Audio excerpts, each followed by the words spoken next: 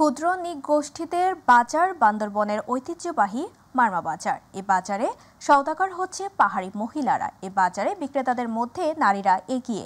সারা বছরে এখানে পাওয়া যায় বন জঙ্গল থেকে আহরিত নানান ফল আর শাকসবজি। দরিদ্র নারীরা সংসারের প্রয়োজন মেটাতে বুনো সবজি সংগ্রহ করে বাজারে নিয়ে আসেন বিক্রির জন্য।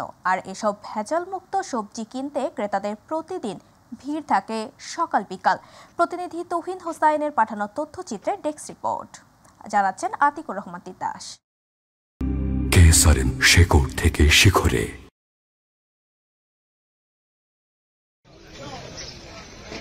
মনোরম এই দৃশ্য বান্দরবান সদরের মধ্যমপাড়ার বিখ্যাত মারমা বাজারের। এই বাজারটি প্রায় ১০০ বছর ধরেই রাস্তার দুই পাশের ফুটপাতে বসে। প্রতি রবিবার ও বুধবার সাপ্তাহিক বাজার হয়। এখানে ক্রেতা বিক্রেতার সমাগমে উৎসবমুখর পরিবেশ সৃষ্টি হয়। এখানে পাওয়া যায় কুমড়া শাক, বাঁশকুড়ুল, তারাগাছ, কচু শাক, কচুলতি, কাঁচা পাকা পেঁপে, থানকুনি পাতা, কলার মোচা, লাউ সহ মৌসুমী সকল ধরনের ফল ও টাটকা সবজি। আরও পাওয়া যায় পাহাড়িদের শামুক মাংস, ঝিনুকের মাংস, ছোট বড় ব্যাং, কুচিয়া মাছ, শূকরের মাংস, কাঁকড়া সহ বিভিন্ন প্রকার জনপ্রিয় খাবার। পাহাড়ি ঐতিহ্য বলতে অনেক পাহাড়ি খাবার, তারপরে শামুক, ঝিনুক, যেমন শূকরের মাংস, শুটকি হইতে শুরু করে যাবতীয় সব পাবেন এই বাজারে। শাকসবজি খুব কম দামে পাওয়া যায় আর ফ্রেশ একদম টাটকা পাওয়া যায়। এখানকার জিনিসগুলো সতেজ এবং ভালো, দামও কম।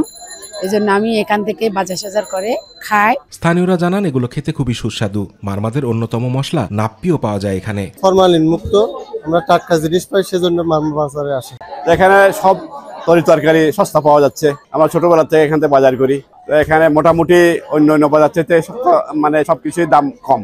এক সময় পাহাড়ে শুধু জুম চাষ হতো, এখন সেখানে অন্যান্য কৃষি পণ্যের পাশাপাশি সবজিও চাষ হচ্ছে। বান্দরবানে বিভিন্ন প্রকার সবজি চাষের মূল কারিগর এখানকার নারীরা। বিভিন্ন সবজি চাষ করে পরিবারের আর্থিক সমস্যা সমাধানের পাশাপাশি নিজেরাও হচ্ছেন স্বাবলম্বী। আমার সংসার চালাইছি, ছেলে মেয়েরা লেখাপড়া করাইছি আর কি, এভাবে ভালোভাবে চলছে আর কি।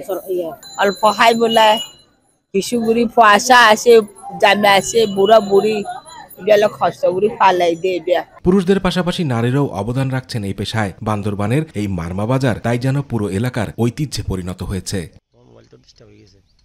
আতিকুর রহমান তিতাস, মাই টিভি।